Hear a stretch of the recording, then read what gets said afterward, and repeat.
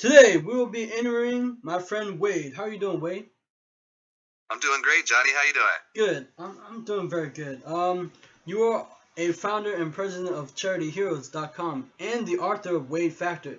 Is that right? That is correct. Oh, thank you. I have some question for you. Why did you create the book, and what happened in your life that caused you to write this book? Well, the W.A.D.E Factors book is something that basically I was going through a lot of stuff in my life where I just had a lot of self lack. I didn't have self worth. I didn't have self love. I just felt like I wasn't worth living in this world. And I'd felt this way for a very long time in my life and I'd taken a lot of drugs throughout my childhood years and my adult years, and just did a lot of screwed up things in my life because I was just so unhappy with inside myself. And I didn't think that I was worthy of being a good person, or that I was actually capable of achieving anything that was good in life, because I had a lot of critics in my life since I was born, and since I've been a young kid, and I've had a lot of things that have happened to me, and I began to kind of be a person that played the victim role all the time. A lot of bad things always happened to me, but I was attracting these things into my life. Mm-hmm. And so after about 37 years of living this way, of just miserability, I was going to commit suicide. And during the process of attempting to do that, I just thought about the people that were important in my life, like my son. And I just thought that if I killed myself, what would this do to him? And so that basically, that was the thought that stopped me from following through, killing myself.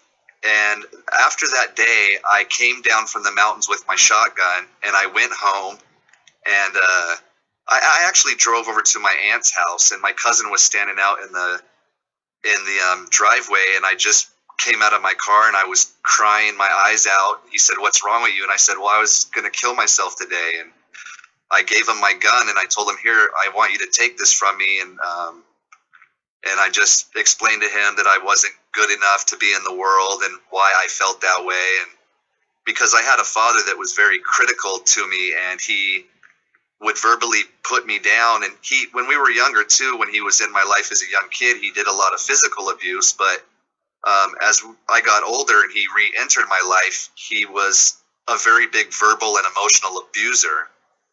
And he was constantly reminding me that I was not good enough and that I would never amount to anything. And so after that day happened, I started to have to ask myself personal questions. And these questions were, why do I feel so miserable? And why do I feel like I'm worthless? And there were a lot of different things that came to the surface that became the answer to that question, why. A lot of things happened to me, so I had to take another step in these whys, and I had to take a look at what was my mind doing all the time? What was I thinking all the time? And what I realized was that my thinking was full of negative thoughts, and my conversation and my observations in life were very negative as well. So when I meet somebody, I automatically kind of observe them, and then I can see the things in them that they need to fix, or I can see their flaws, and I can either point that out or not. But during the process, I was doing this to myself, and it led me to writing this book, W.A.D.E Factors, because I discovered during the process of asking myself the questions of why I was so miserable and why am I being so negative, it started to lead me down a path that unfolded different people and places into my experience. And what I mean by that was because I was so negative, I never really gave positivity a chance. And so when I decided to be positive, that door opened up. And when it did, there was a lot of people waiting there on the other side. Yeah. And what I mean by that too, sometimes these people were YouTube videos. Like for instance, a lot of my inspiration when I was writing this particular book and experiencing the growth that W.A.D.E Factors can bring somebody's life is that I was listening to a lot of like Les Brown and a lot of Eric Thomas and Jim Rohn and Zig Ziglar and I also listen to like Joel Osteen and there's T.D. Jakes. He's a bishop and there's a lot of other people that just they preach from different levels of prayer and meditation and self-development. And I also listen to Esther Hicks. She's somebody that channels a person, or not a person, but she can channel into energy, and she taps into what they named Abraham Hicks, and she's big into the law of attraction as well. And so what happened is during the process, about within 1 to 2 weeks after attempting to commit suicide, I just looked within myself and I dug deep into this dark, dark hole. And during that process, all of these people started to enter my experience. And then the W.A.D.E Factors, everything that's in the book of W.A.D.E Factors, were just things that I was personally experiencing in my personal life, that I was discovering that these were the answers that we needed to take if we wanted to see success and achieve greater things in our life. And so W.A.D.E Factors just kind of breaks down the steps and the things that we need to do within our lives, in our minds, our body, and our spirit. So in our thoughts, our feelings, and our actions. And when we apply the things that are going on inside W.A.D.E Factors towards our thoughts and our feelings and actions, I have without a doubt that your life will change for the better. Because I've implemented everything in this book, because what's going on in this book is what's going on in my life. Right. And, the fact is I haven't really read the book for a little while, and I started to read it again. I was like, wow, you've evolved even since this book has been written. And I'm in the midst of writing more and stuff right now. So there'll be more books to come. But in the process of this particular book, it was really just more about thoughts, feelings, and actions. And what I had to do was I had to look at the way I was thinking, the way I was feeling, and the way I was acting. All of these things are connected. And so often in society, when we see people that are acting angry about something, or we see them on drugs all the time, or they're just unhappy all the time. We see a lot of negative people all the time, and very critical people. That right away will let us know that that they feel that way as well, most likely about themselves. They feel critical thinking about themselves. They feel less of a person, and then when you feel that way, you act that way. And the only way to feel these feelings is by the way you think. So these people that are having these feelings and these actions, their thoughts are, I'm not good enough. Or often what we do is we stop looking at ourselves because it's too hard to do, because it hurts so bad, that it's easier for me to look at somebody like Johnny and tell Johnny that he's not good enough. And now I'm projecting my inner self-belief of myself onto you. And a lot of us are walking around in society, and in fact, I think it's a great majority of society. I mean, my guesstimation's about 95% of us are walking around, and we don't even realize that our thoughts and our feelings and our actions are something that are connected. Normally, if I get upset or angry about something and you did something that I didn't like, I'm blaming you for that. I'm not blaming myself for responding angry. I'm not blaming, and often we blame everybody for why we're upset in life, and that's what I was doing too. I was blaming my father. I was blaming my mother. I was blaming my stepfather. I was blaming a lot of family members and different people, and I also blamed myself, but it was just so much easier for me to put the weight on somebody else and say it was their fault that I'm a loser. And the truth is when you're a kid, which, and when I say that, I mean somebody that's not 20 years old. If you're still 19, as far as I'm concerned, you're a teenager still, and you're still a kid. And yes. even Yes. even a lot of people that are in their 20s, they're still kids. Yeah, they're still kid. I agree with you on that one. But yeah, go ahead. Yeah, it takes time to get out in the real world and learn to pay bills and learn to become what people call an adult, Mm-hmm. you know. But that just means, you know, being responsible for yourself and taking care of your responsibilities that take care of you. And that's all that adult really means. I think people that become adults, we get a little too serious about, well, you got to be an adult. When you're adult and you're mature, that means you don't have, people lose their imaginations and they stop having fun with their children and they stop having fun with their wives and they just stop having fun in their life. Mm-hmm. And it's very easy to become very critical and cynical because we're designed to be happy and joyful.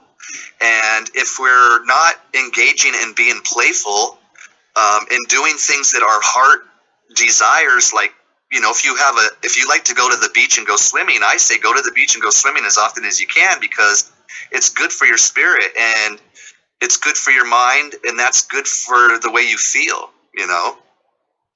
And W.A.D.E Factors is basically all about, it talks about your thoughts, feelings, and your actions over and over and over.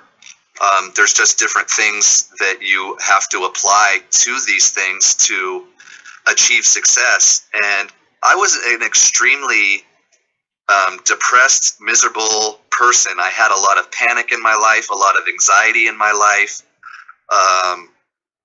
a lot of hate and anger towards people that did things to me, a lot of hate and anger towards people that didn't do anything to me.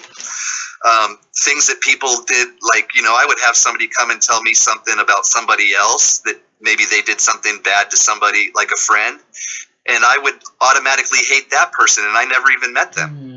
You know, I would take people's bad negative energy and I would welcome it in because for me, there's an old saying, misery loves company. And so the more miserable people I could have around me made me feel like I was, number one, popular and that people cared about me and people liked me. But the problem with that was these people did like me and care about me because I resembled a part of them that they didn't want to look at within themselves. And a lot of the time, that person that we can't look at is very ugly to ourselves in the mirror. And we always ask ourselves, why would anybody love me? Why would anybody want to hang out with me? Why would anybody want to be my friend? But here I am being a miserable piece of an SOB, and I have 100 friends. But the thing is all my friends are just like me. We all get together and we talk miserable things. We talk about other people behind their backs. We do drugs and we drink alcohol because we're miserable and we're trying to feel good on the inside out by poisoning ourselves from the inside out. And we're really lost. We're not really taking responsibility for our thoughts and our feelings and actions, and we're not remaining conscious and aware of these things because we're too busy blaming the outside world and we're too busy looking outside of ourselves for things to make us happy. And happiness is really an inside job. You have to learn to get happy within yourself, and you have to learn what that means for you. And that could be it could be very simple for some people, and other people it could be very complicated. But either way, you got to find the things that make you happy, and you have to do them more because you have to grow that happiness within yourself. And you have to learn to try to understand yourself more so you can understand, what does this happiness mean? And what does this sadness mean?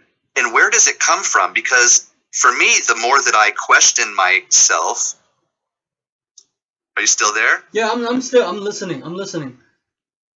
The more, I had another call coming in is what was going on. The more that I question myself, the more that I have to answer these questions, right? Mm-hmm. And the more that I keep asking myself these questions, the more that I have to give myself an honest answer. And then it starts to lead you down this path of, before I used to just blame my dad. It was because when I was a kid, my dad did this, or when I was a kid, my stepdad did this. And those things did have a major effect on the way that I was behaving because I was using these past moments in my life as the excuse of my behavior right now in the moment, if that makes any sense. Right.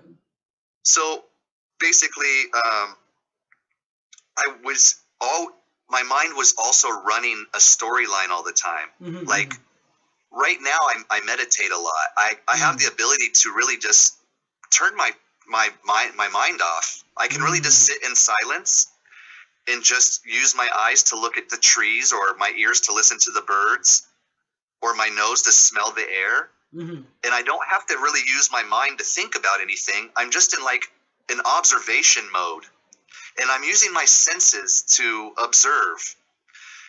And during this process, it's very peaceful for me because my mind used to be like a TV or a radio that never turned off.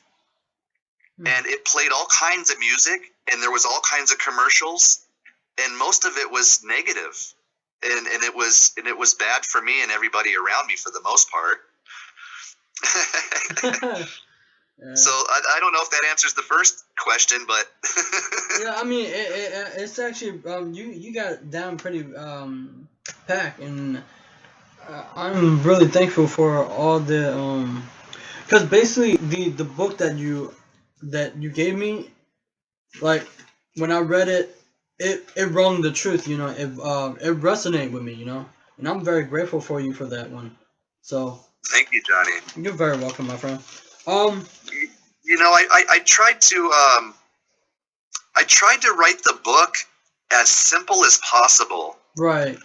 I really, because I am a very simple person, although there might be people that say that I'm a little bit more complicated than that, but I really do want life to be more simple, and I do feel that I want that things more, when we take the steps in very simple forms, it's very easy formula for everybody to follow. Mm-hmm. I didn't try to add a bunch of storylines or personal stories into this book because I didn't want people to get sidetracked into stories, although I realize that stories sometimes people can relate to them. But I just really wanted to lay down the foundation of the things that one needs to do, because there's so many stories that one person can tell.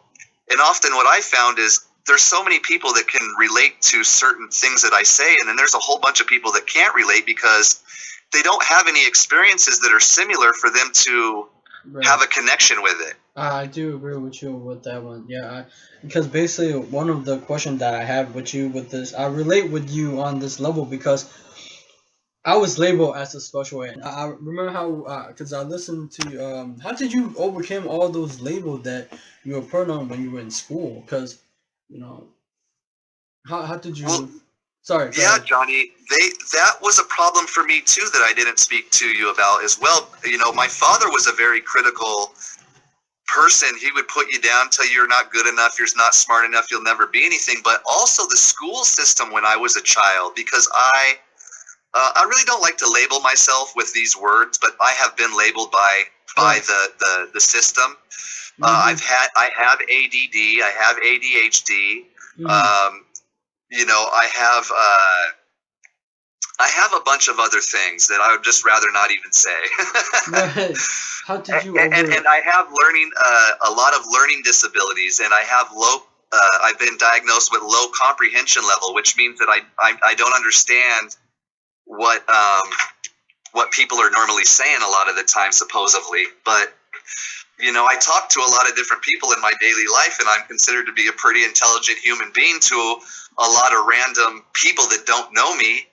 But a lot of these things also were told to me when I was younger. Right. Now I haven't had any reassessment since I've been older. Right. And the truth is I think a lot of the assessment that I got from the school, as far as me being, because I was in a lot of special motivation classes as well. A lot of, I was in some, I was in classes with other children that were like in wheelchairs and that really had like disability problems and really did have some mental issues that they were born with, though. Right, that's the thing. Yeah. And they put me in these classes with these kids, and it was okay. It was actually a pretty cool experience because I got to help a lot of these kids do certain things that they weren't able to do by themselves, like walk down the hall. Like sometimes they needed help with somebody with their walker or something, or somebody to push them in a wheelchair, or somebody to help them understand shapes and colors. And Wow. I kind of, in a way, had a role as a teacher, Wow, but I was also a student in the class because I also had my own learning problems.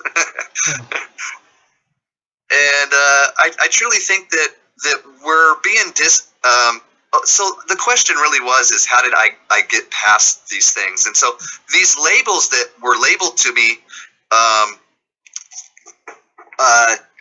the way I got through them was just doing the mind exercises. I mean, I'm still getting past the labels even now, and I've been doing this for about 4 years.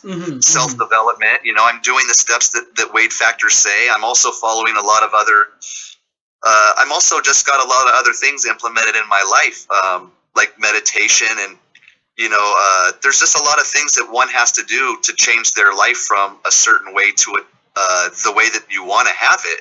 Right. And so if you're not used to exercising and eating good, it's not necessarily always easy to start to exercise and eat good. It's a process you have to begin to take the steps into. So for me to overcome the labels, I have to go in within myself and tell myself the truth.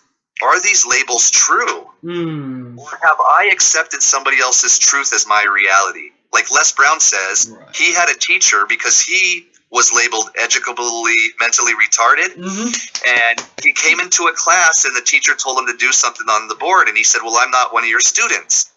And he said, that doesn't matter. Go up there. And he goes, well, I can't, sir. And he goes, well, why not? And he said, because I'm educable, mentally retarded. And the man came behind the desk and he told Les Brown, he said, don't let other people's opinions of you become your reality. And he told him never to say that again about himself and that he can do it. And that teacher became a very huge inspiration in Les Brown's life. But when I heard those words, don't let other people's opinions become your reality, that's exactly what I was doing.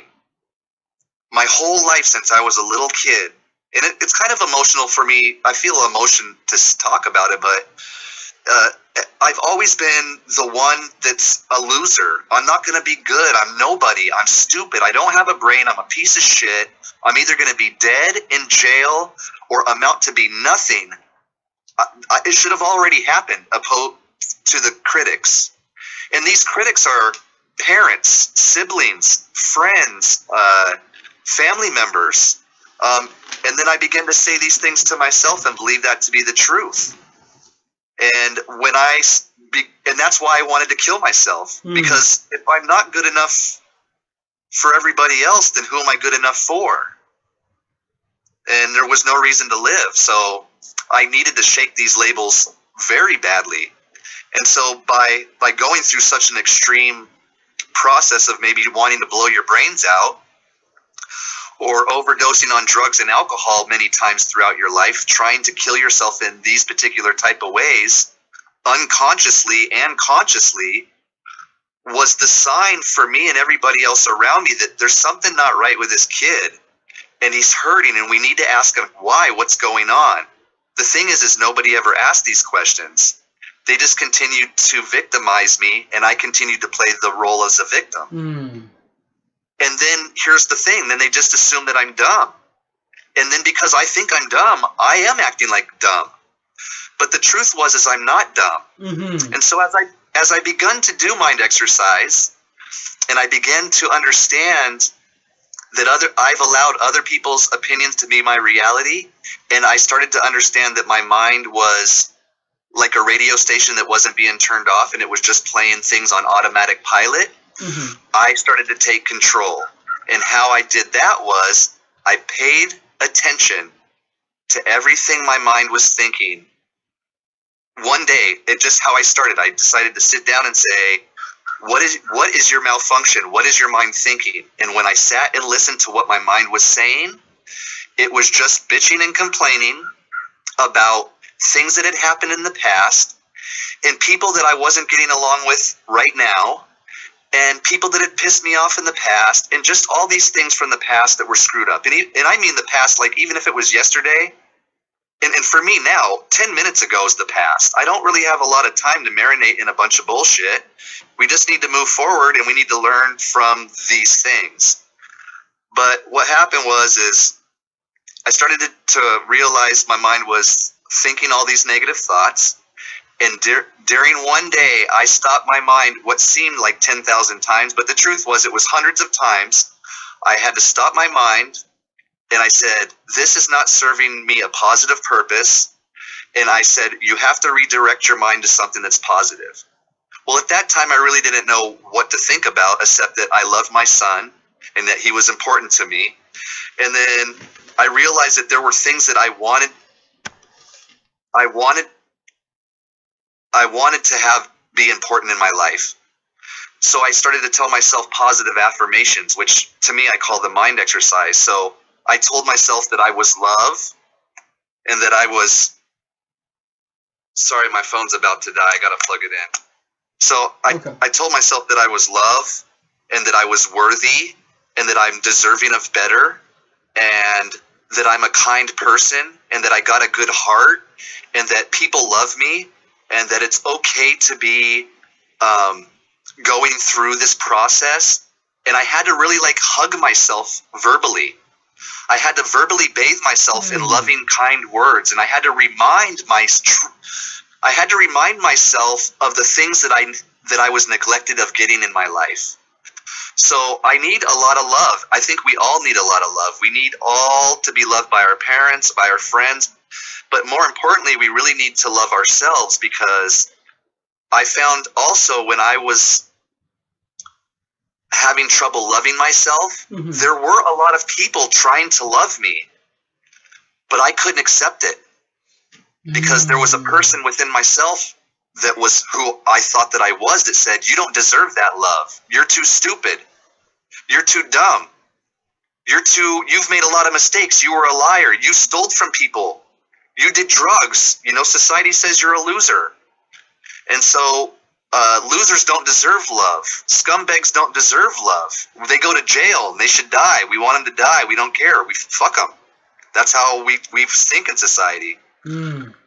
We don't show compassion about them. We want them to go to jail. We want them to pay for their crimes, but we don't realize that their crimes started when they were a child, and there was actually crimes that were being committed against them mentally, sometimes physically, a lot of the time emotionally. A lot of us suffer from families where it was financially poor, so we didn't have a lot of food, or we didn't have a lot, and there was a lot of struggle because our parents made struggle the issue. You know, we don't have any money, and so they made that. They highlighted the fact that we struggle and that we're poor and that we don't have a lot. And so I grew up believing that I was somebody that shouldn't have these things and that I don't have these things. And when your mind thinks these things and believes these things, that's the life you're going to live, because we attract the things into our life that our thoughts think and our feelings feel and our actions act. And it's all connected. And you can say to yourself, like, it took about 2 weeks, I would say, of me constantly every day realizing that my mind was running on automatic pilot. So for 2 weeks, I redirected my mind for 2 weeks straight. Every day I paid attention to what my mind was thinking. And every time my mind went off into soap opera land or negative, I stopped it. And then I told myself beautiful things. Well, 2 weeks later, I wasn't feeling depressed anymore. I wasn't feeling miserable anymore. In fact, I was starting to talk to depression and misery like they were real people, because they were a feeling and emotion that I carried around with myself every day since I was 5 or 6 years old. And I was in my living room, and nobody was there but me and depression, misery. And I told depression and misery, I said, hey, you guys have been my friend my whole life, and you guys have been here with me, but you guys aren't my friends, and you guys have to leave, and you guys aren't welcome here anymore. And there was these people in me, you know, I was finally being the observer, and I was having the conversation with these emotions and these feelings, and I said, listen. And they were like, hey, well, yeah, whatever. We never heard that joke from you before. And I said, listen, it's not a joke. Like, I appreciate the fact that you guys have been my friends and you guys have been trying to help me out, but you guys got to go. And they were like, what? And I said, yeah, you got to go. And I went to the front door and I opened my front door in my house, literally. And I pointed to outside and I said, look, there's plenty of people out there that'll probably welcome you into their house, but you can't come here anymore. And they're like, Wade, we've been your friend your whole life. Like, what are you going to do without us? And I'm like, I'll figure it out. And I shut my front door on them.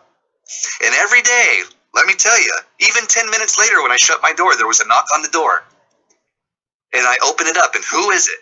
It's Misery. They're like, hey, Wade. I said, didn't I tell you guys you're not allowed here anymore? They go, well, we thought you were kidding. And this went on for about 2 weeks.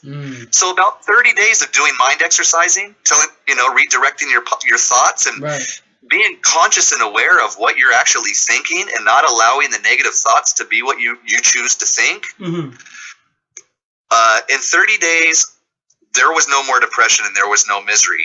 Now, let me explain this to you. I'm not saying that here's what happened. Depression and misery, finally, after a couple of weeks, they just got a little bit further away. And I could see them now. And occasionally they'll walk down the street and I would see misery. And this is all in my imaginary mind because it's a feeling that visits you. When you live with the feeling and you sleep with the feeling every day and you're not aware of it, like depression and misery is your boyfriend or your girlfriend, and you hang out with them like a best friend every single day, even if it's not a boyfriend or girlfriend, it's just your best friend, you hang out with them every single day, you become very used to that relationship. And it's always awkward to kind of push a relationship away from you. And you always can remember in your mind that person or the times you might have had with them that were fun, or sometimes the times with them that weren't fun. And with misery and depression, I have made a lot of memories with these two clowns, So I recognize when they come around. And so a lot of times I used to tell people a very short period ago that I'm not miserable or depressed at all. And the truth is I'm not. But that doesn't mean that the feelings of miserable or depression don't come by and visit.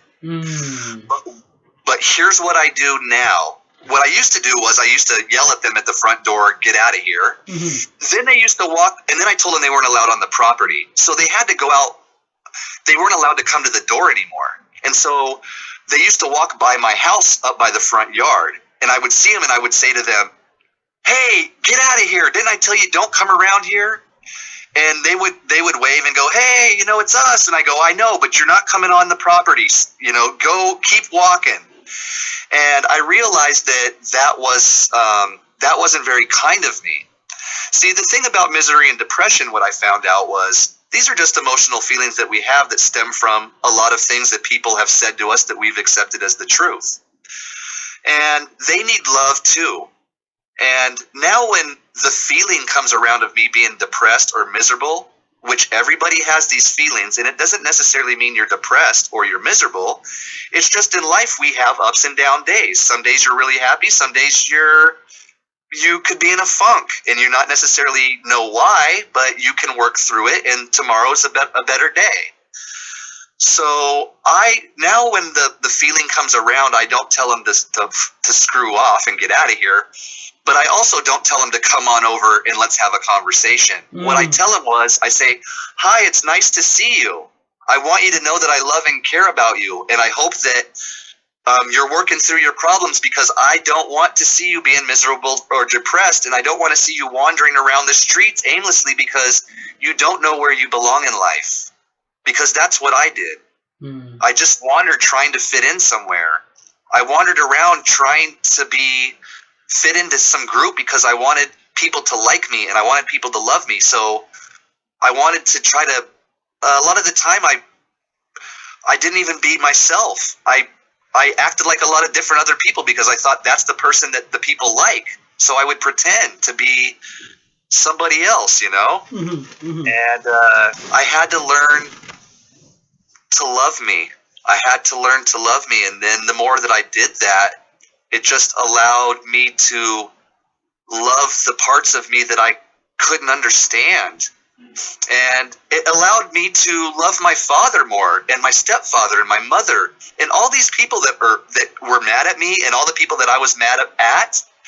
I'm not upset at them anymore, and I don't even look at it the same way. Like, my mom and my father made all these mistakes in their life towards themselves, and I was a product of the environment, and I was a product of those circumstances, and I learned a lot of bad patterns and habits because that's what I was observing and absorbing as natural. And I thought that that's what normal was. But the fact is, my parents weren't connected to themselves in a way where they could understand this. I mean, they would understand this now, but like my dad was very miserable, and so he would have to understand that why he was so miserable. Just like me, he would have to go back to his childhood, and he would have to go and face the demons and the dark places that we're scared and the monsters in our closets.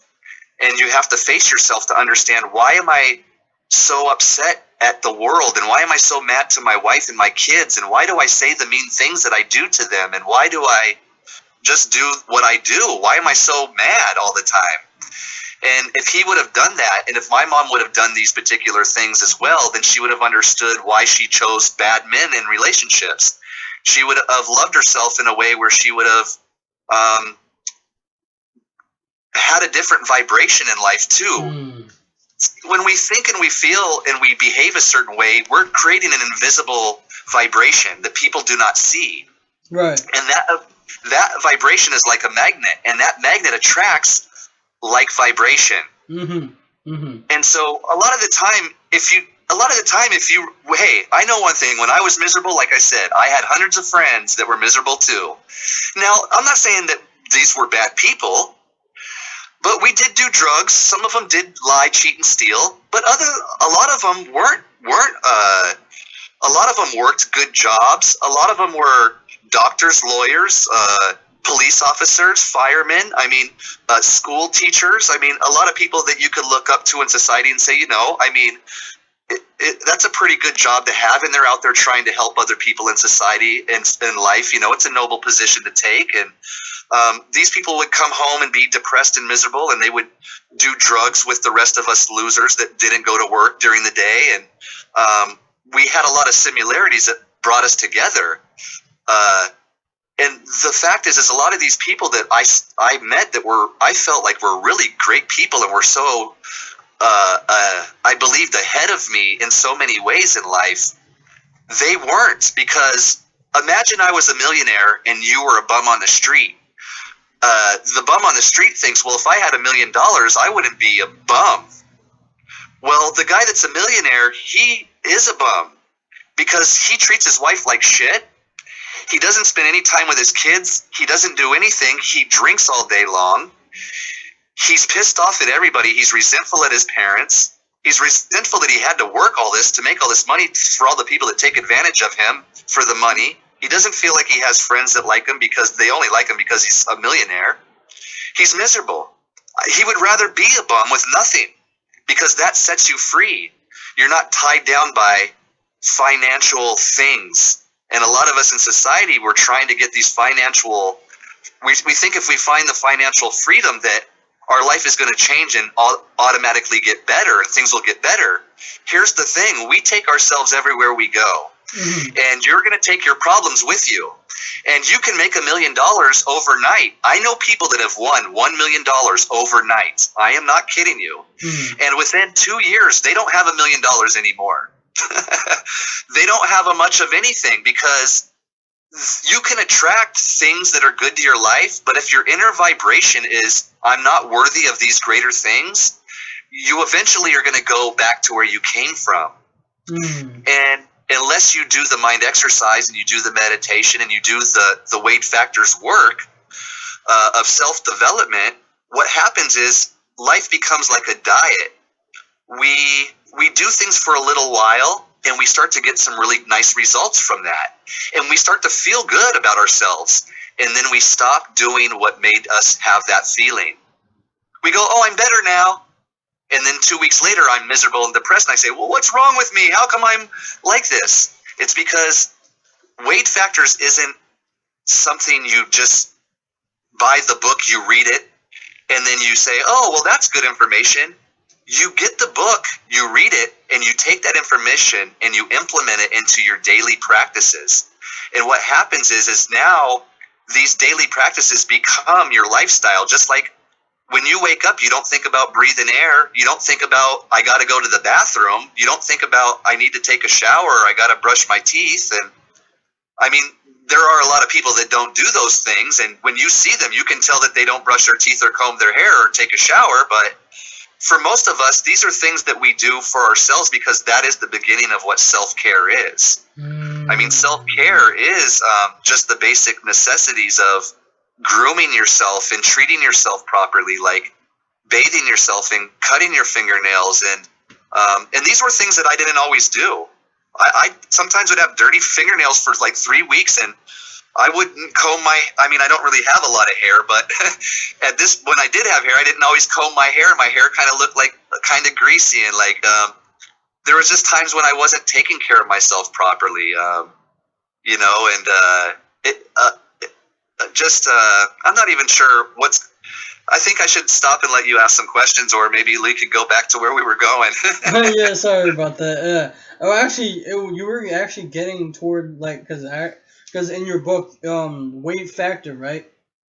Right. That you had in your book, you talk about how our mind are really powerful, and then can you also explain how the audience how to use the law of attraction to live a more positive, fulfilled life? Because we were getting to it too. Because I know you're big on law of attraction, but go ahead. In order for us to use the law of attraction, you really have to understand the premises of thoughts, feelings, and actions. Right. You know, you really have to really understand, if you want the laws of attraction to work for you, that it's not a dream of genie type of thing. Mm-hmm. Now, it can become that way for you when you learn how to utilize the proper steps, like 2 + 2 + 2 = 6. So thoughts plus feelings plus actions equal law of attraction. It's even in there. Attraction, if there's action in it, you know. Mm-hmm. So we need to understand that thoughts, feelings, and actions equal law of attraction. People say, well, what does that mean? And that's W.A.D.E Factors breaks that down. In each category that I present to you, it constantly says thoughts, feelings, and actions almost at the end of every paragraph, because I really wanted to drive home that people need to realize that our thoughts are so powerful. Sometimes the things that we're suffering from right now were from thoughts that we had a couple years ago. Right. Oh. And you're asking because it took that long for it to manifest into a reality. Oh. Sometimes we can manifest things very, very quickly, like dream a genie. Like you could blink your eye and you could manifest things very quickly. And sometimes it takes months, sometimes it takes years. Right.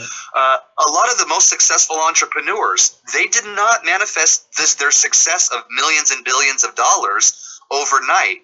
They manifested it through believing in something, and they put all of their energy into that, and they put their mind into it, they put their belief into it, which is your feelings and your thoughts, and they put their actions in the steps that they take every day to make it happen. And most of them will tell you it's 10,000 hours or 10 years. Oh, yeah. Yeah, you're right. And so about that. Sometimes manifestation, especially because everybody wants to manifest financial freedom. Right. I want to be a millionaire, and then they think that their life is going to be better. Well, I'm telling you right now, and that's where I was going, that it won't be better. You can manifest riches very quickly, but if you have not understood that you feeling good about yourself, and you thinking good about yourself, and you taking positive action in life towards yourself and other people as well, that means everybody. That means you got to go out and be like a philanthropist. You want to go out and be a giver. You want to give as much as you take. You want to actually give more than you take. Like if my cup is overflowing, here, take my cup and give me one that's empty, because I'll go fill this cup up and then I'll give that cup to somebody when it's full. And everybody can have a full cup. That's not a problem. We just have to teach people how to fill up the cups. Right. I feel like I know how. I don't need a full cup or a half a cup. I just need to maintain myself vibrating on these higher levels, because when you're vibrating on a high level, your cup's always full. Right. I or hear. at least it's always half full, and that's a good thing. Yeah, I hear what you're saying. That's why I try to add value to your life because you've been really kind to me, and that's why I want to do this interview with you because of your book and because that's what how I can give back to you as you're my friend. That's why I want to give back to you, my friend. Well, Johnny, I appreciate you so much because you know what? During this experience, here's how law of attraction works as well.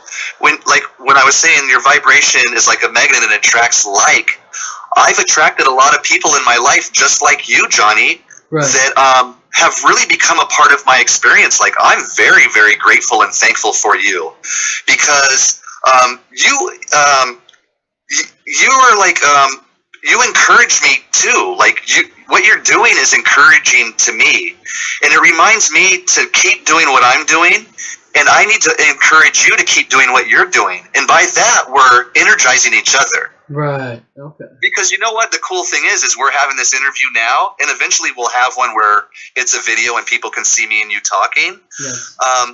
But like me and you have discussed this many, many months ago now. And now we're actually doing it now. So it's cool that things that we've talked about in the past and we've manifested that into our reality. Mm-hmm. And it's taken time because we all are living life and we all have a lot of contrast going on. Right. And what that just means is contrast is just life in general. You can wake up every day and before you even see anybody, you can say positive things to yourself. You can start off with meditation and positive prayer. I'm very big on encouraging people too. If you listen to The Secret and stuff like that, it's about appreciation and gratitude as well. Oh yeah. When your mind says, "I'm thankful that the hammer hit my thumb." Okay, when the hammer hit my thumb before, I'm like, "Ow! Oh shit! Damn it!" I'm not. But when the hammer hits your thumb, you just say, "I'm thankful that I have a hammer to even build something with." And every now and again, life kicks you in the shin or the hammer hits your thumb. It's just, you can't get out of life alive, guys. Yeah. You just can't get out of life alive. Eventually, we all end up at the cemetery. So true. And when you die there, it's another thing Les Brown says. He says, and he heard this through somebody else, but one of the richest places in the world isn't the diamond mines. It isn't the gold mines.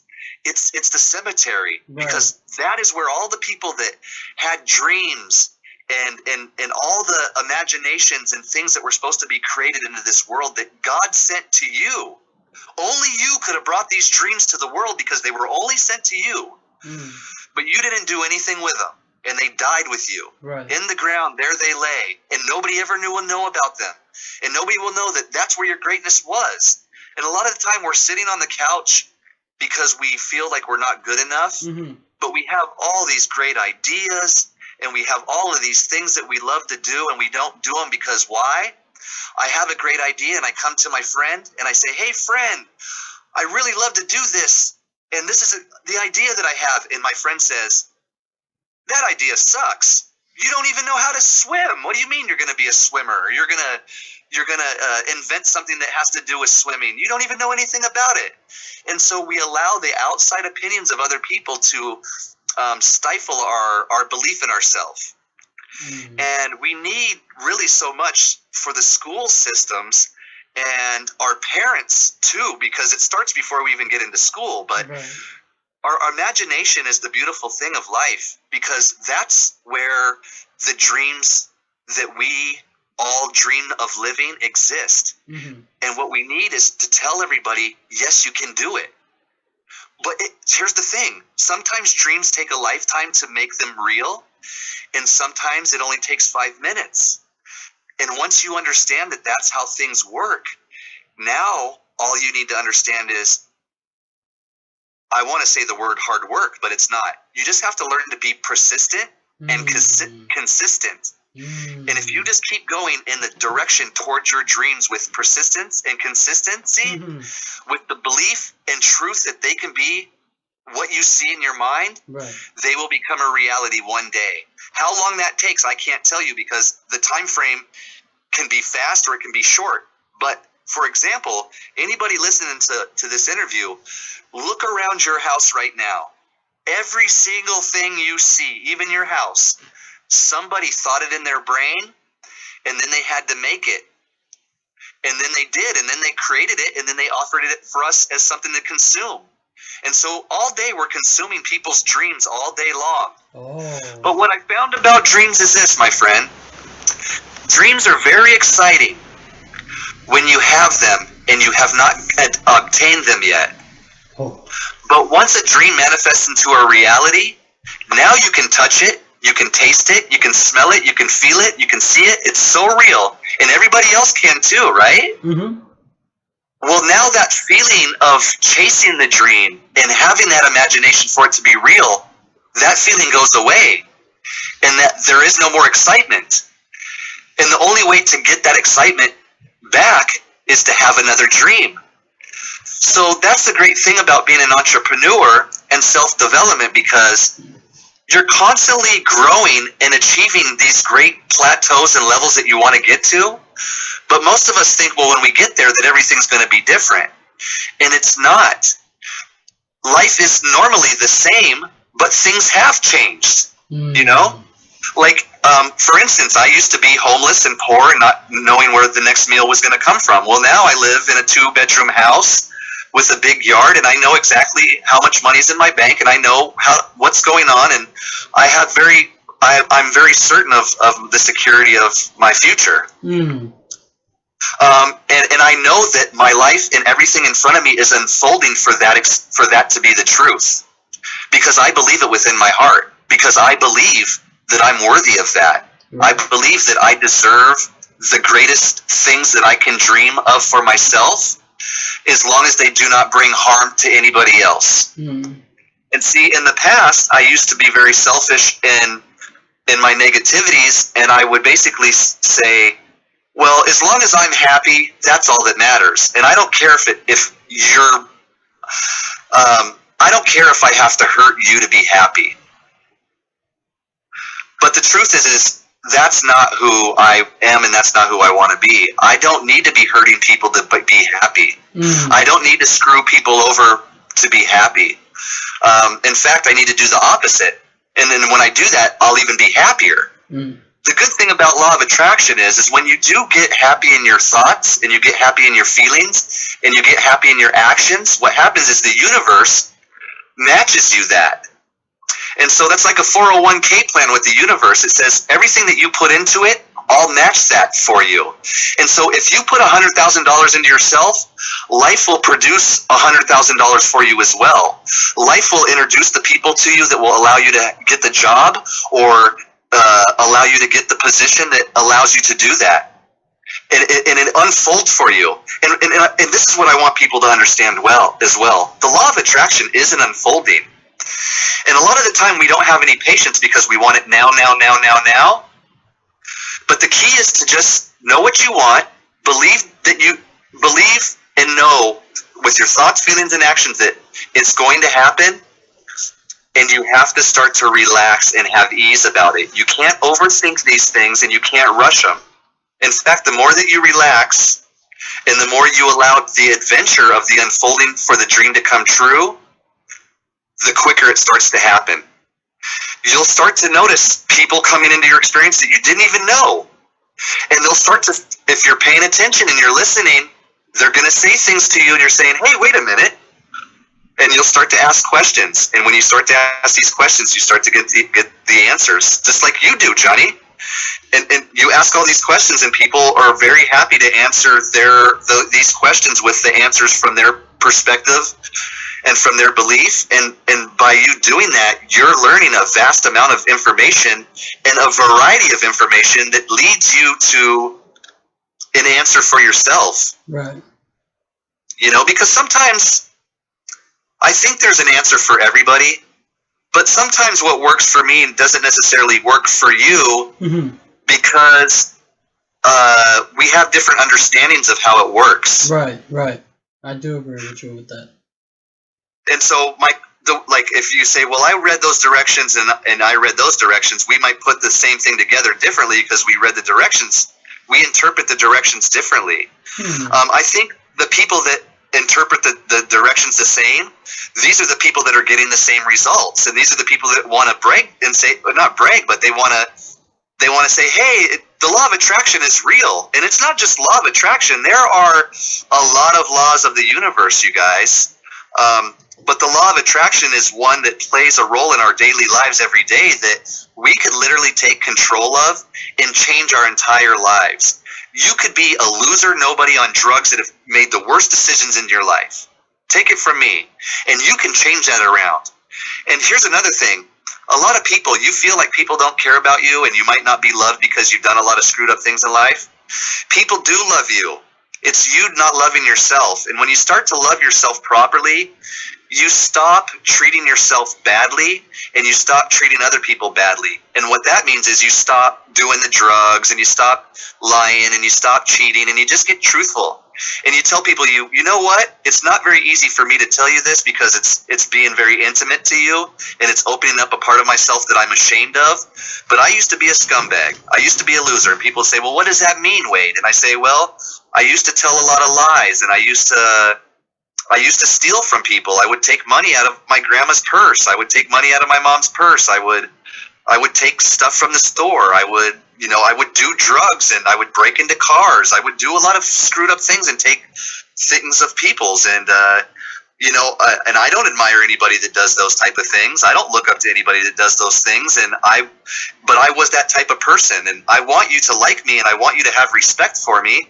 But I've done all these unrespectable things, and I just feel like if you ever found out about these horrible things that I've done in life, you're not gonna like me. That one day, if you find out that one day that I was a bad person at one time, that you won't care about me anymore, and I'm too afraid. I'm allowing the fear of losing the people that I really need in my life, and that I need the love of society. I'm so scared to get it, but I'm so scared to lose it, because if you guys find out I'm a loser and that I've behaved like one, you're just going to go away like everybody else that found out. And the thing is that was a belief that I had. I always believed that if people found out that I was a loser or they knew that I wasn't good enough, they would go away. But I never told anybody that. It was just something that I told myself. And what I discovered was people came into my life and people would leave my life. Not because they found out I was a piece of shit, but I'm sure that I was acting that way and they had to go away from that, right? But I have a lot of friends in my life now, plenty of them, and they've all heard all of my horrible stories. They know everything that I've done bad, up even last week, the mistakes that I made last week, they know about them. And they don't care. They love me. They say, I don't care the mistakes that you make. I don't care that you used to be this person that you say was a monster, because you're not anymore. That's not who you are. That's not who you were then, and you know that that's the truth now. You were behaving from a different thinking pattern that made you think that that was who you were, but it wasn't who you were. God isn't. We all are God, I believe, and God is not that. God is a pure source of positive energy, and you can put anything you want onto positive energy. You can call it love, you can call it joy, you can call it happiness, you can call it whatever you want, but whatever it is, it feels really damn good. And it's because it's about life. Like everything that's alive has it in it. Like everything. It's not just human beings that have the spirit. Like trees have spirit, bugs have spirit, everything, the little molecules and the cells and all of these little atoms and all of these things, they have spirit. They have it in them. And that's the God, that's the spirit of God, and it's in everything. Everybody has it. It's as fine as dust. It's everywhere. It coats the entire universe and is part of what infinity is.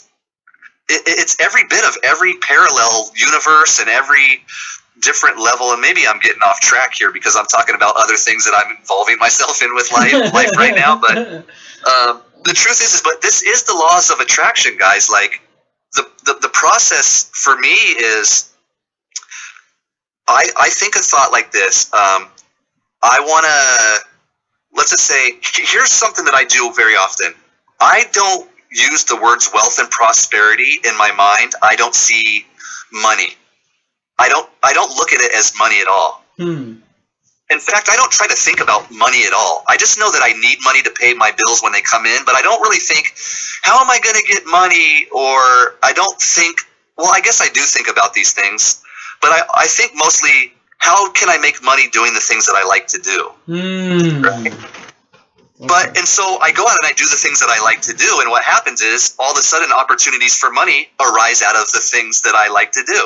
So I like to be outdoors, and I like nature. Well, a friend had a business that had to do with outdoor survival, and that created a position for me to be an outdoor survival instructor, where I could teach classes to people that pay to learn strategies to survive when you're out in the wilderness and stuff. Well, isn't that awesome? That is also, awesome. When I'm out in the wild, I mean, there's all kinds of things that you can sell on eBay. So now that I'm in nature, I'm like, well, what can I find while I'm out here that I can make money on as well? And so there's like wild mushrooms. There's people buy a lot of dead wood and stuff. I can go along the river and buy things for like aquariums. You can get rocks from the river and paint on them, and people buy rocks with paintings on them. People buy pine cones for craft reasons and creative reasons, and there's tons of pine cones of all different kinds of them too. And there's just all kinds of creative things that you could be utilizing from out in the woods that I've implemented into my game while I'm out there. So going into nature for me has been very lucrative because I utilize nature to make money when I come home. And I get excited and people say, wow, well, isn't it hard work to walk all these miles up and down and this and that? And I go, I don't consider it work because I love to do that. When I go fishing for 12 hours, because I love fishing, people go, you fished for 12 hours, you didn't eat a sandwich, you didn't drink any water, like, are you okay? And I say, yeah, I'm fantastic. It was like the best day I ever had. And I start to talk about all the fish that I caught and all the things that I'm happy about. And they're just like, whoa, like I can't do that. And I'm like, yeah, you can. You just got to find something that you're passionate about. And when you find something that you're passionate about, you don't think about food or water. You're too focused. You're too focused on succeeding at whatever. And for me, I'm the king in the world of fishing. Like, I'm the king. Oh, yeah? All the friends that know me, they know W.A.D.E Bloodgood's the fisherman of fishermen. Everybody that knows me knows ever since a little kid, I've had the gift of fish in me. I go to the water, I can catch them. I have a relationship with nature and with the spirit of nature in that aspect. And I love it. It excites me to talk about it. And I want to bring people out there to experience what I'm feeling. But the truth is the people that can only get the joy from it are people that like nature and like these things too. If I try to take somebody from the city out there and try to, it would take a while for them to unfold, for them to manifest the beauties, to accept the manifested beauties of the nature. A lot of people that come from the city, they get out in nature and they go, oh my God, like my cell phone isn't working. And they go, oh my God, there's bugs out here. And like, they're so scared of the elements. Like, oh, it's starting to rain. Like, it's okay. You get in your tent. Oh, it's cold. It's okay. Start a fire. It's all right, you know? Or they catch a fish and they go, oh my God, it's alive. Like, what are you going to do? Like, oh, you got to gut it? Oh my God. Well, listen, when you go to the store, the fish in there, they had to go through the process. People do these things, and this is how it's done. That's so true. And it's okay, you know? Yeah, sorry about that. Yeah, you're right about that, yeah. Oh. Wow. So it's very important for you to know what you love to do, what you like to do. And you know what? You could like a lot of things. You don't have to choose one. Society says choose one. Find a job and do it for 50 fucking years until you retire. I say don't do that. I say do 50 jobs for 1 year. Do as many jobs as you want until you find one that makes you feel really good. You say, man, you know, this year people said I was a loser because I applied for 50 jobs and I got 25 of them and I only worked 3 weeks at each job. But when I went there, it didn't feel right for me. But boy, I tell you what, that 25th job that I went to, I love that place. And those people like me over there, and I hope to work there for a very long time. You need to really keep... it's the mindset, right? You got to keep searching you got to keep looking. And if it doesn't feel right, that's the universe saying because it isn't the right shoe. I can go to somebody's house and they could have a whole bunch of shoes by the front door, and I could say, well, I need a new pair, and I start putting on shoes. It's almost like Goldilocks, you know, this bed's too small, this bed's too big, you know, this porridge is too hot, this porridge is too cold. You got to find the one that's just right for you. And stop listening to everybody else that says, no, this is what's right for you, Johnny. This is what's right for you, Wade. How does anybody know what's right for me, or how does anybody know what's right for you? That's so true. Now, a lot of people have what I consider they're well-intended. Like, of course you want good things for Wade, and of course you want good things for Johnny, and of course your advice to Johnny or Wade is with good intention because you want good for us. But did you ever ask us what we thought were good for us? Did you ever ask Wade or Johnny what we wanted to do with our life? Did you ever ask us what our dreams or goals are? Did you ever ask us anything other than telling us? Most people are always trying to tell you. Right. They don't ask you anything. They tell you. And I'm guilty of that. Like, I don't ask a lot of questions. I do observe. I think my questions are, I don't really ask people. I just watch people, and through my observations, I get a lot of answers. But I do talk a lot. Like I like, for instance, in this interview, you can see that I kind of just get on the horse and get going. You can ask me one question, and I'll go down a rabbit hole. Yeah, that's okay.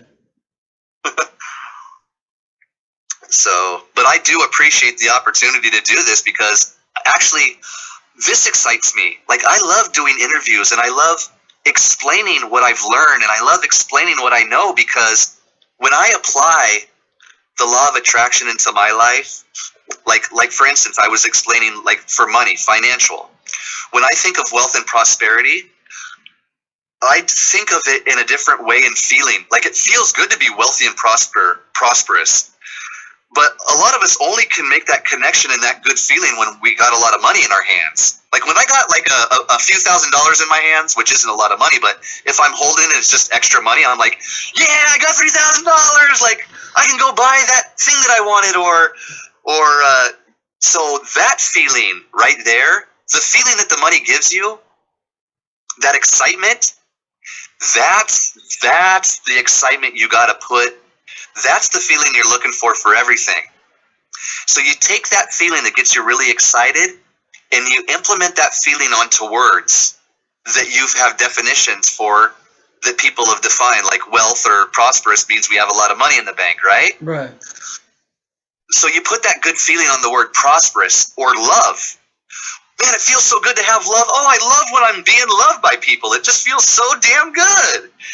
And then you put that love on people you want to be loved by, or just put it on people in general. And what you find is you go out and people just love you everywhere you go. Strangers love you. They're so happy they ran into you and met you. I have strangers that are loving me right now. They're saying, I met you for a reason. I love you. They're just happy that they know me, that they can hear my voice, and that they could hear some of the beautiful things that I say. And their life was brought to my life so they could hear them, and they're thankful for that. And I'm thankful too. And it excites me, because I had to learn to love myself and to accept the love of others, and it's nourishing me and it's nourishing them. And it's a beautiful thing. And when I put these feelings towards wealth and prosperity, I'm telling you, Johnny, I mean, I should do it every single day, but I don't. But there's days about twice a week I put a lot of really positive feeling into just the words wealth and prosperity. I am wealthy, I am prosperous, and it feels so good. And I'm so wealthy and prosperous in so many ways. It's like, let me start to count the ways. And I could make you a list of these things, right? Mm-hmm. And money's not even on the list. Mm-hmm. Okay? And so here's what happens. Now, financially, money starts to pour in. From unexpected ways that you don't even know or remember that it was even going on. I have checks that come in the mail from investments I made 5 or 6 years ago that I completely forgot that I made those investments. And I'm getting a check in the mail for $450, and I'm like, what? And it's like, yeah, remember that investment you invested on the property taxes 5 years ago? It's like, well, it's finally cashing in, and then they're sending you a note saying, are you going to pick up your money or not? And I'm like, I forgot I even had that. And that's just one example. But I've had money come in from all kinds of ways, just like the forest providing money, friends trading positions, things just happening that are miraculous. And I believe I believe that I deserve the wealth and prosperity. And in fact, I believe that the wealth and prosperity that I've accepted into my life recently, that it's actually a very small amount of what's really to come. Because see, it's taken me time to get used to accepting all of this, because I'm 42 now, but I started this. I almost blew my brains out at 37. So 37 to 42 years old is when I've been doing this work. And I've realized that sometimes during the process, it has been very awkward at moments to accept the fact that people like me. And it's been an awkward feeling for me to like and love myself. And so I've had to really get used to it and embrace that feeling and say, you know what, don't be uncomfortable, Wade. It's okay that you love yourself. It's okay that you deserve good things. It's okay that you deserve more money. It's okay that you deserve all the good things in life. It's okay. And I have to constantly tell myself, you deserve it, Wade. It's okay. And all the things that make you feel that you don't, those were the past mistakes that you made that are done. They're not now. They're not who you are. Who you are is you're like it's a tree. You grow your whole life, and there's all these seasons. And I've judged myself based on 37 seasons. You know, and actually I started probably judging myself around 6 years old. So for about 31 years of my life, I judged myself critically, and these were just seasons. And these seasons I was like, well, that's who you are. You're the cold, hard winter. And in the summer, I might have felt good for 3 months. And I said, man, look at, you're hot shit. And then the next thing you know, I'm a failure. I'm like fall, and all the leaves are dying, and I'm that, and I'm all of these things. But the truth is the seasons of life are always going to go on, and trees live for so long, and they experience so much beautiful days and so much harsh days. And we go inside our house, and we can control the environment. But when you're a tree or a bug or a bird or a wild animal, you don't have that ability. And you have to really find yourself in the elements of nature. And that's where I found a big portion of myself as well. Nature. Being in nature has allowed me to reconnect with the true, one of my true purposes of being on this planet and experiencing life in itself. You know, I don't think life also isn't necessarily about you're born and you have these dreams and you're supposed to fit into society and build something so everybody sees it. Sometimes I think for some people, you're supposed to go wander around the world like a wild animal. You're supposed to go from here to here to here to here, and you're supposed to experience and see things and see other animals and interact and learn and teach and to grow. It's all just like one huge growing experience, and never allow one season to stunt your growth or to say that you're not able to grow forward, because there is no tree, even a bonsai tree where they try to hinder its growth, it doesn't stop growing. It just grows to the most magnificent ability that it can in the limited environment that they give it to do so. And it still becomes a 200-year-old tree that's just magnificent. It's just magnificent in just a small version, you know? And it's still just as beautiful as it ever can be. And each of us as human beings, we all are that. We all are just so individual. Like, there is nobody that's Johnny, and there is nobody that's Wade. There's only one. And there's nothing that is like it. There will never be anything that's like you, just like you. Nothing. I could talk about other things that don't have nothing to do with it, but the truth is there is no other Johnny. You're here for a reason, and you're here to experience that reason. It's not up to me to tell you what that is. That's up for Johnny to discover for himself, and that's up for Wade to discover for himself. That's the beautiful thing. And if we can encourage children and our friends that are adults and everybody that's around us to embrace the journey and the unfolding of life in itself, and to stop beating yourself up for these seasons of life that we've made mistakes, because everybody does. It's okay. I still love you no matter what mistakes you've made. Then it really starts to manifest things quicker. And now we can embrace a life where we feel good that allows our dreams to actually come true. True. That's so true.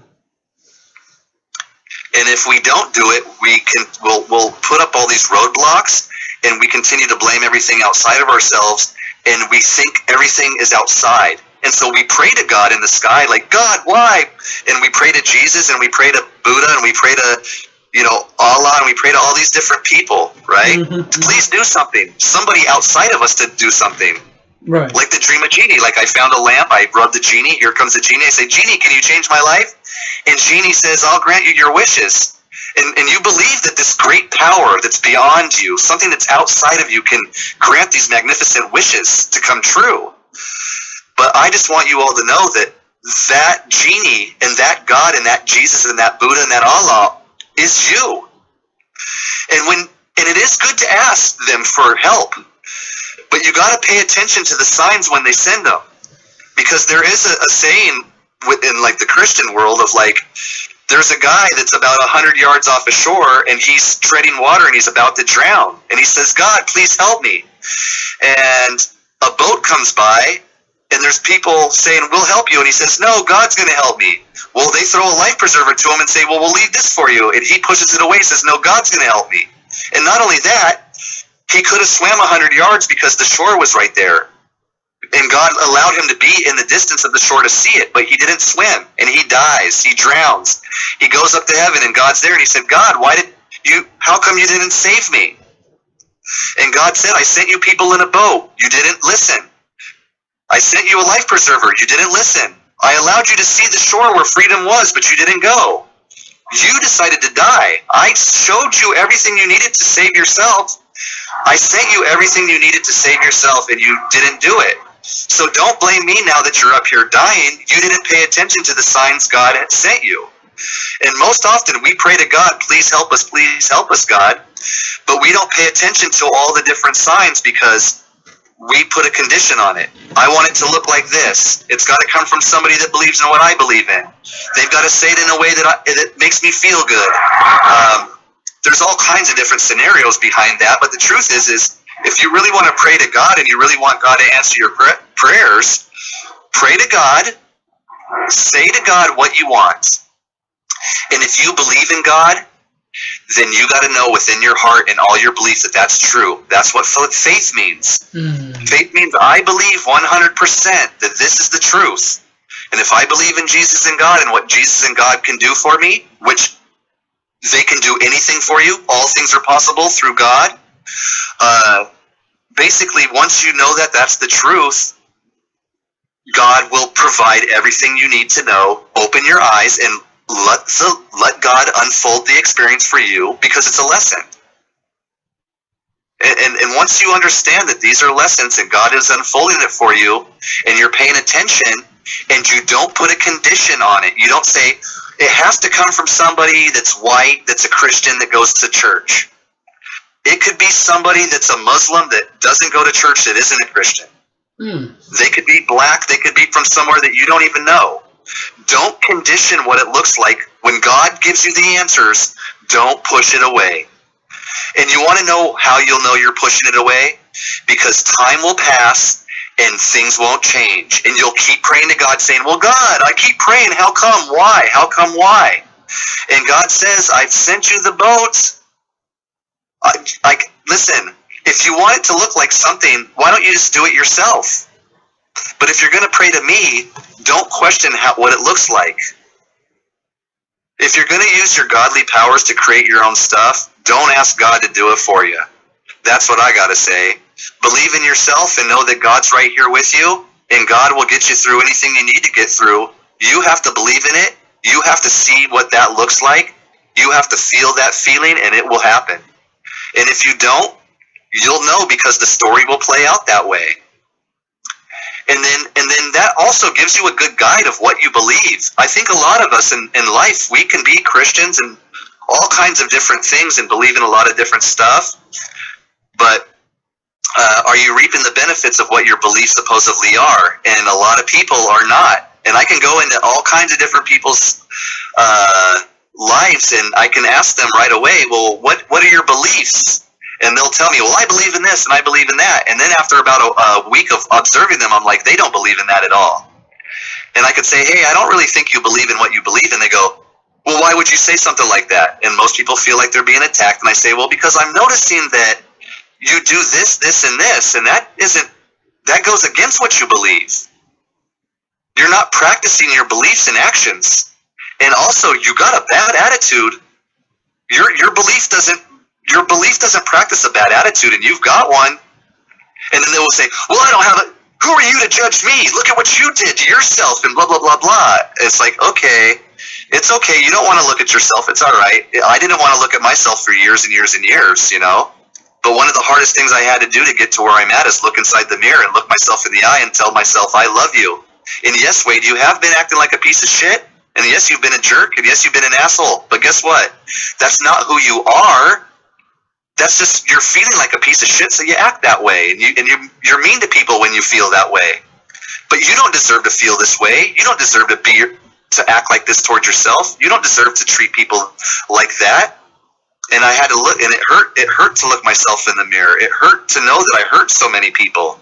It hurt to know that I felt shitty about myself in a way that I would hurt people that I really do love and care about.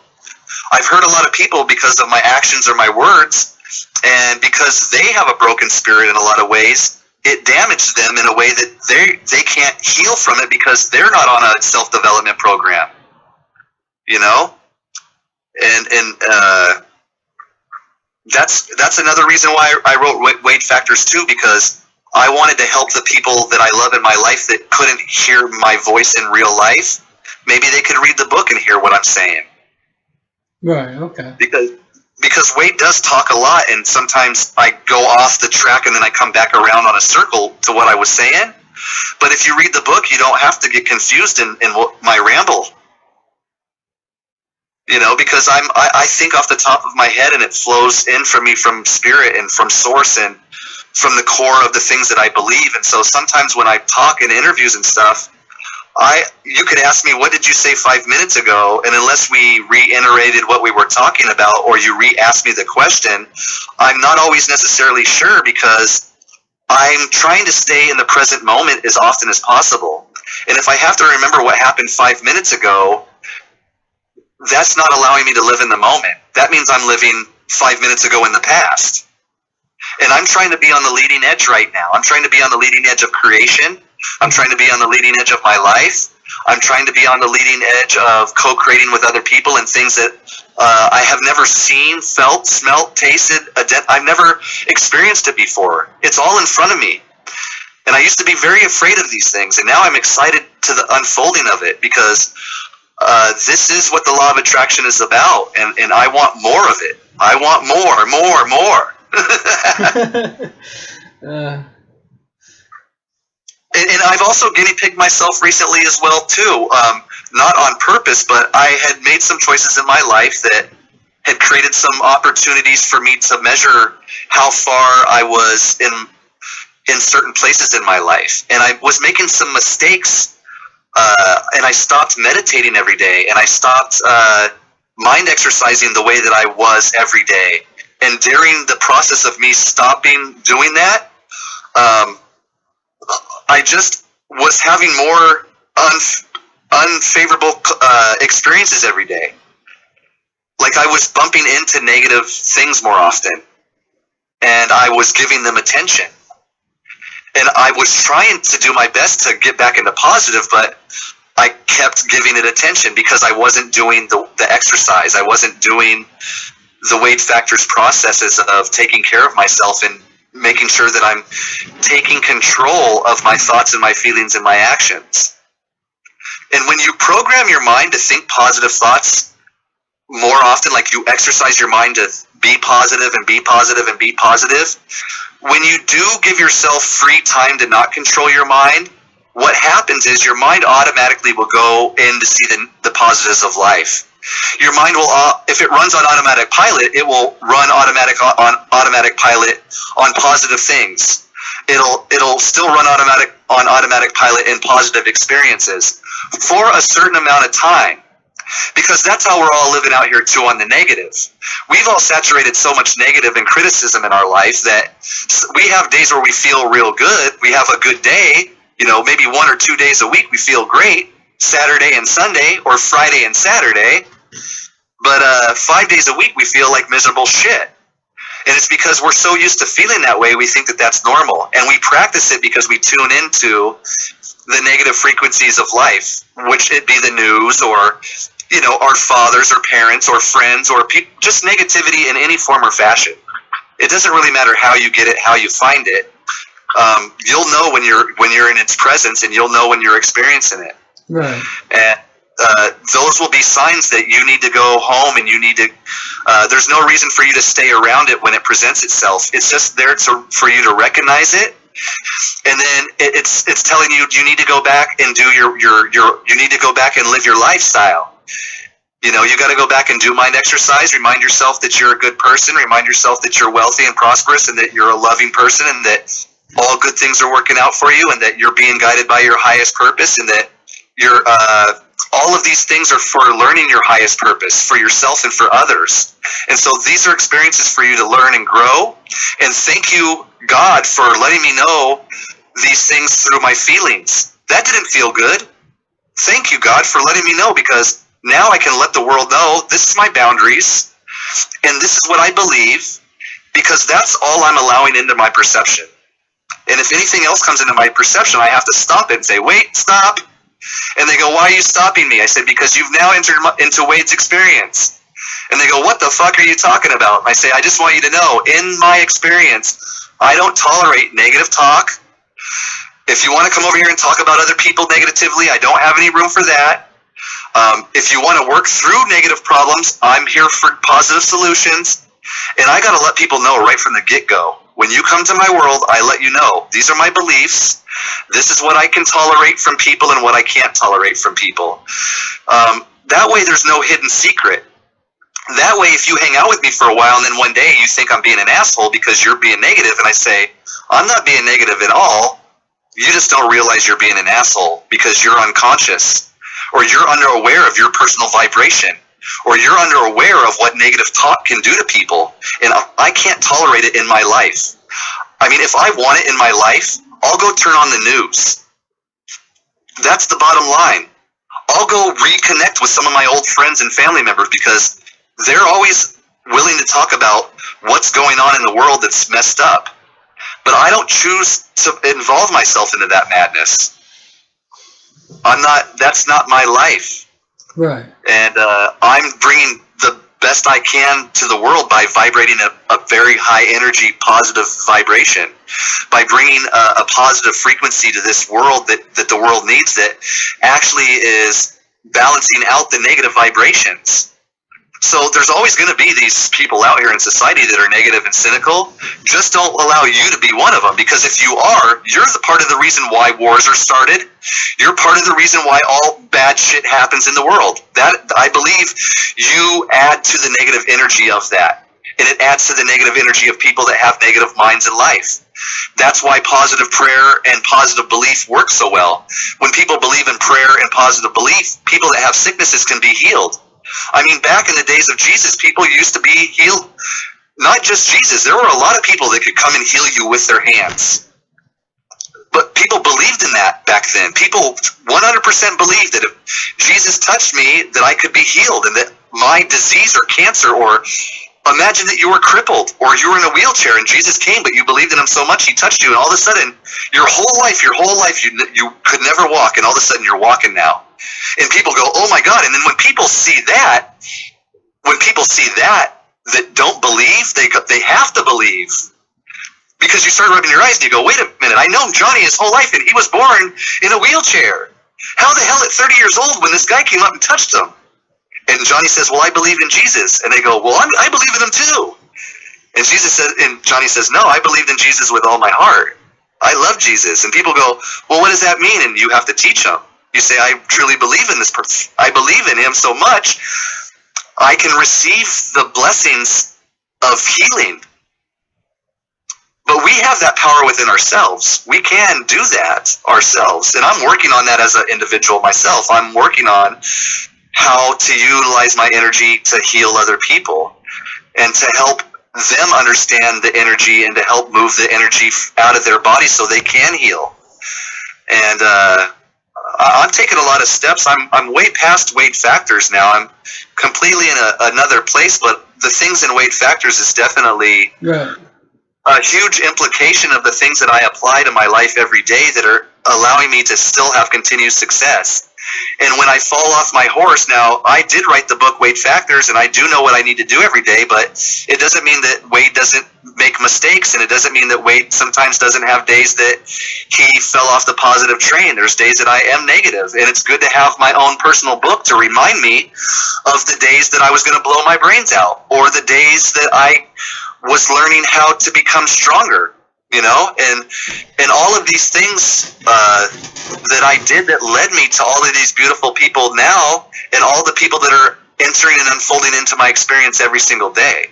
I mean, with social networking, with Facebook and Instagram and Twitter and all of these different things, and just emails and things like that, we're making friends all around the world, Johnny. You're over there in Maryland, I believe, and I'm over here in Oregon. And me and you have never even met each other except from online friends. Right. And me and you have talked a couple times, and me and you have supported each other in believing in each other and supporting each other. And that is what it's about. Like, that is a part of the bigger purpose. And I want you to know I'm so grateful for you and what you do, because you are now part of the world that is trying to open the eyes not just only for yourself, but for everybody else, so they can experience law of attraction, and they can experience the happiness of creating your own life that can bring positivity to your life and the rest of the world. We're in such a beautiful time right now where so many people are being pulled into this because they want the change. They don't want to be negative, and they want to be the balance of the world. They want to help the negative darkness that we all have within us to see the light. To see the light, right. And that's all it really is, because the truth is Johnny, no matter how much I shine, I will always have this darkness in me, because we're all made of dark and light. Right. And there were times of my life that I lived mostly in the dark matter of my life, because and here's the thing too about the darkness I'd like to say. A lot of the time we experience the light and the dark. Light is good and dark is evil. I disagree with this completely. In my experience, I used to truly believe that, because I was a little afraid of the dark, and I still am, to be honest with you. If you put me out in the woods in the middle of the night, there are things that could attack you and stuff like that. And so a lot of the fears of the unknown, of things we can't see, things of the unknown is the darkness. Okay? And so I could just assume that those things are bad, but it's not necessarily bad. In fact, it's all the darkness in my life that I experienced that has allowed me to shine so brightly. Because when I was living in the darkness, I could see that little light up above that was like a star, because that's how far away it was in the dark hole I lived. But when I got out of that dark hole and stepped into the light, and I got out into the world where everybody can see every day that we can see, but when I stepped out of there, I'm both. I'm the dark hole that anybody could fall into at any point, and I'm this beautiful existence of life. Like, I'm this big bright light that allows trees to grow and everything in existence, and it's just amazing. It's just so amazing. I mean, it's almost unfathomable to think that it's true. But the fact is I stopped questioning these things. I don't say, is it not true? You know how I know it's true? It feels so damn good to say. It feels so good to speak the truth. And when I speak the truth, it feels good, and that's why I know it's the truth for me, okay? When I try to sell myself lies, I find myself questioning a lot. When I don't understand or comprehend, I question a lot, and I have to find out the answers. And when things don't make sense and it feels bad, I question a lot to understand. And when I understand, things start to feel better. Well, there's plenty of people that think certain things that I've tried to understand, and it doesn't matter how much I comprehend it, it doesn't feel good to me. that is be kind and fruitful to your mind, your body, and your spirit, because that's your thoughts, your feelings, and your actions. That's what it all is for me. So maybe I should stop talking and allow the interviewer to interview. Oh no, it's how it's supposed to go, where I interview you and I listen to you, right? And I'm very so glad that we did this interview. That I get to know you more, and I'm grateful that we have this experience. So wait, where can we find your book? On Amazon, right? Yeah, Amazon.com. You just put in W.A.D.E Factors. You don't even have to put in the punctuation in there, and it will pull it up. You can get it for $9.95, or yeah, I think it's $9.95, and I encourage anybody to get this. You know, I really should be trying to push this book more. It's just I've just continued to self-develop myself, because I'm growing myself to the point where I've got this self-confidence in myself and what I know to be the truth. Right. Before I really just get out in the world and say, before I really like try to put myself on a billboard, if you will. Like, I'm not trying to advertise myself, and I'm not trying to sell myself. And a lot of the times when I tell people, hey, you know, go buy the book or whatever, I feel like I'm trying to sell a product. Mm-hmm. But the product I'm only trying to sell anybody is self-development. I'm just trying to sell you the ideas that will make your life become well-rounded and whole. So many of us are walking around feeling incomplete. We feel like we need the money to be complete. We feel if we find somebody to be in a relationship with us, that will make us complete. And the truth is I really am just trying to sell helping people find themselves and understand themselves on a thought, feeling, and action level and spiritual level that allows them to get these things for themselves, that allows them to have a nice, beautiful, loving relationship with somebody one day, that allows them to land a successful job that financially offers them the money that they want to see in their bank account, the confidence that they need in themselves and the belief that they need in themselves, and the steps that they need to take to love themselves properly, that allow all of these things to kind of come together.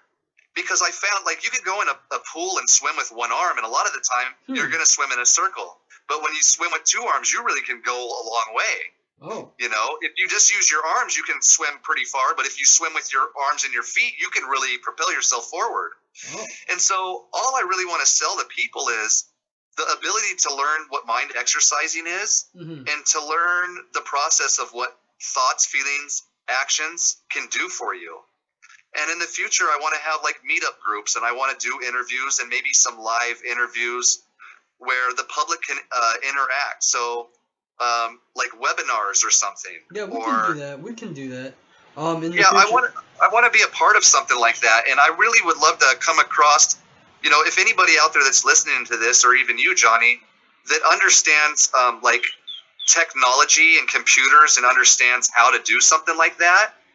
I really need somebody like this in my life and on my team. I really need somebody that understands how to put a webinar together, like, or says, well, this is what I need from you. Like, I need this material from you so I can put the webinar together, and then we can put it out so the people can sign up for the webinar. And then on June 10th, we do the webinar, and you get on there and you talk like you talk, Wade, and you do what you do, and you teach how you teach and what you teach. And I'm really right now just working on myself as a teacher and as a student. So I'm able to move into this next step of my life because I'm learning these things so I can, because I do want to create a business that allows me to help people mind, body, and spirit. Okay. And in the end, I really will. I'm not really using the words law of attraction. Like, I don't use the words. I try not to use the word God or Jesus and Buddha and Allah or any of these things either. I try not to use my teachings or the things that I understand to come from anything that I feel like if somebody hurt. I've had some people come to my door with some religious values, and they were trying to offer me their perception on their religious values through the book of that they read and stuff. And I was completely loving and open arms to what they have to say. And I tried to share some of my Belief. I tried to share my book W.A.D.E Factors with them, and they didn't want anything to do with it because it wasn't connected to God. or it wasn't connected to their God or their Jesus or their book. That's not harsh, and it was kind of strange for me to experience them to kind of shun me, and I told them that I didn't like the way that made me feel, and I told them that they had to go now, and I wish them the best, and I love them, and I sent them off with love, right, and kindness and everything, and I wished them the best, and I told them, keep up the good work, what you're doing, but I find it hard. God helped me write this book.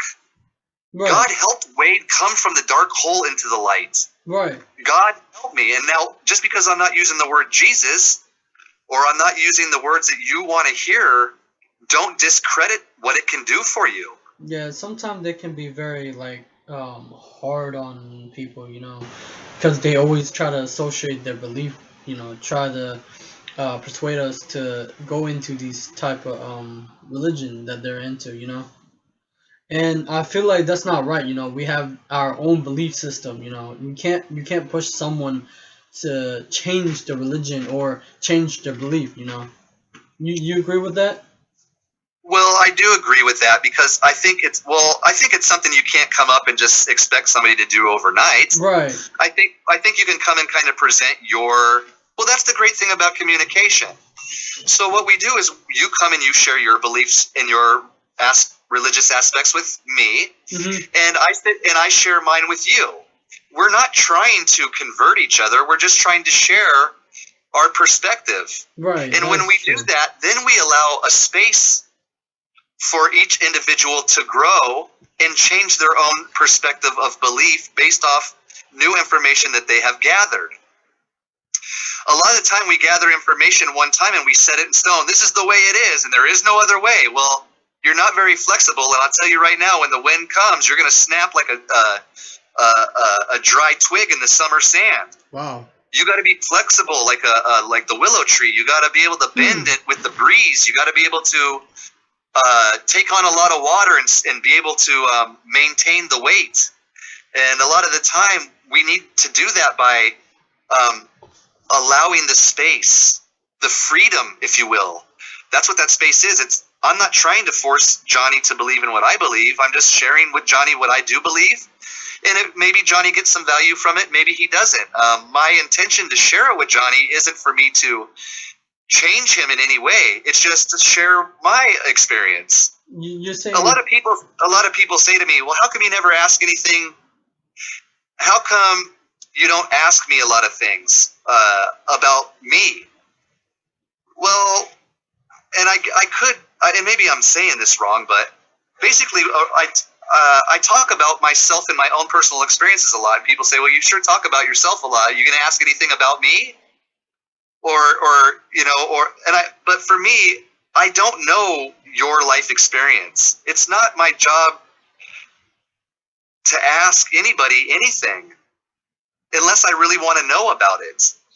And really, I don't really ask people things about them. Like, I don't really need to know your story about when you were a little kid and your dad was an asshole to you. I don't need to know that. So normally when I ask people questions, it's never in words. I ask people questions through observing them. Behavior, right? Human behavior? I watch behavior, and I watch what they say, and I watch what they do. And honestly, if I was to ever ask anybody questions, and here is the truth in my life. I observe, and I watch what they do, and then when I do ask questions, everybody gets mad at me. And I had to understand why was that, W.A.D.E? Why was everybody getting pissed off? Because people felt like that I didn't take the time to get to know them first, and then I was making judgments on them.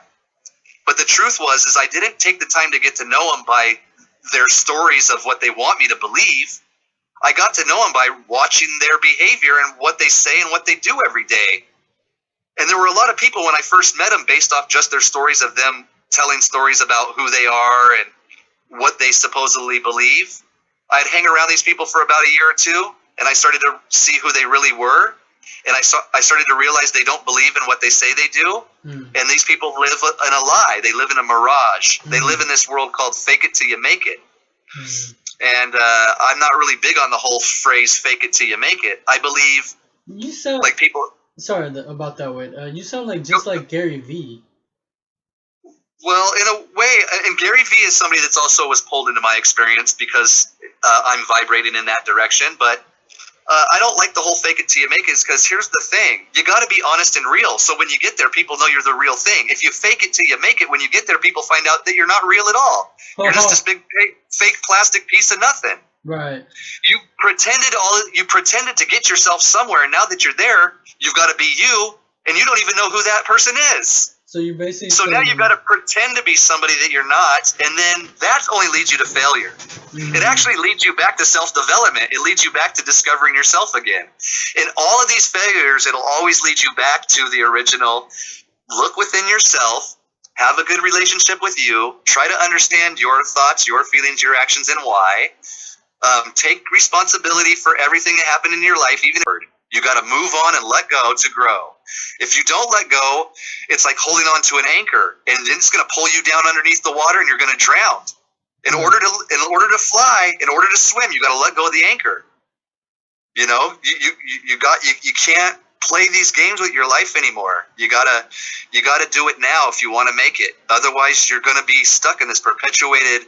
It's like Groundhog Day. I was just talking about this with a friend. I noticed that almost everybody's living a Groundhog Day.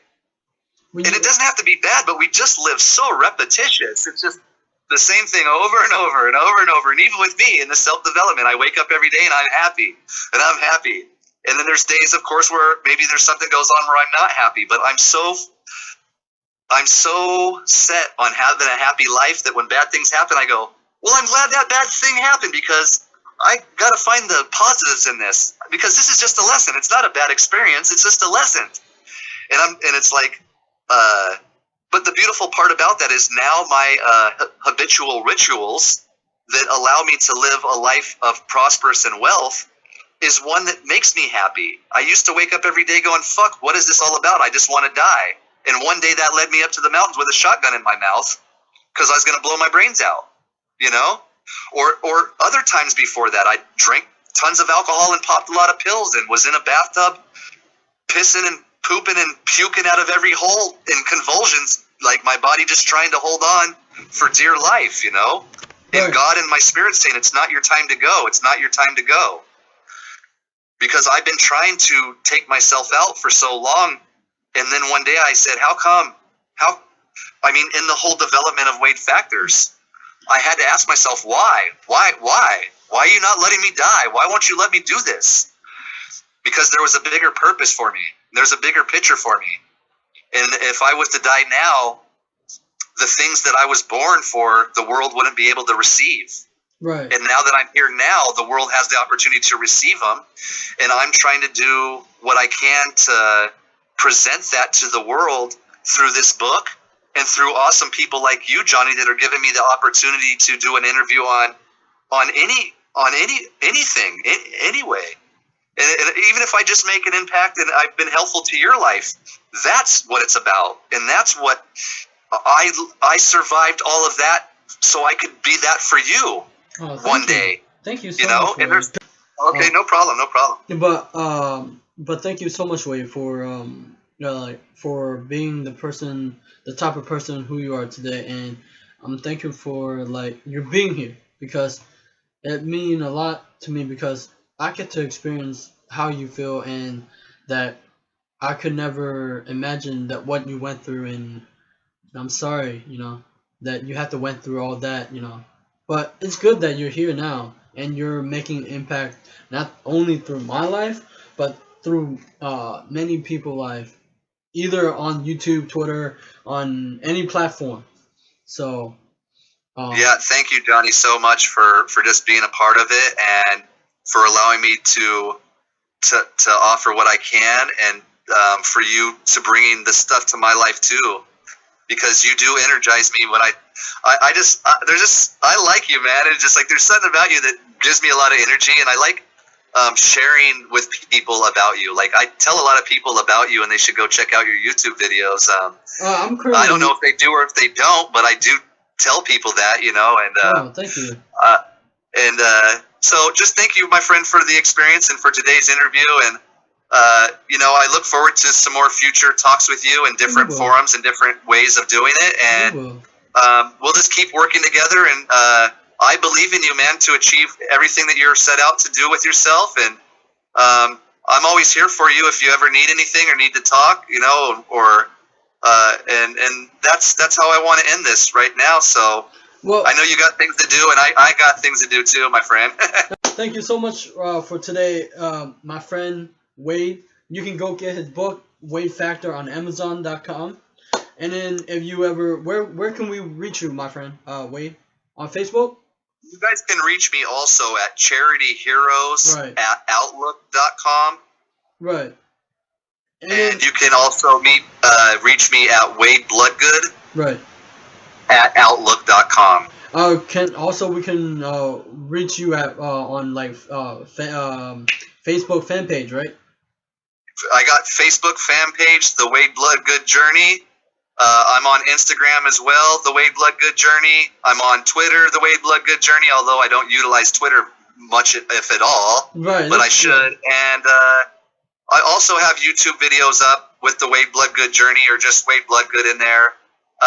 You also can go to just my Facebook page and become my friend, or if you like anything that you heard today, you can follow me. I share a lot of daily motivational quotes from a lot of people, and I can add you to, I have a fan page for liberation, motivation, inspiration page that I share a lot of just stuff to do with law of attraction and just anything with motivation and positive stuff. And a lot of people are on there now, and it's starting to build, and I really like the vibe that it's getting. Yeah, I can see that, Wade. I can see that. I built it over 1,000 people now, and more people are starting to share positive things on there, and I really appreciate you also sharing your videos. And and my advice to all these things as well, the people that are sharing stuff, even if you don't see a thumbs up or you see a lot of people liking it or anything, continue to post it. I really recommend it, because what I've realized is a lot of people don't necessarily even show that they watched it.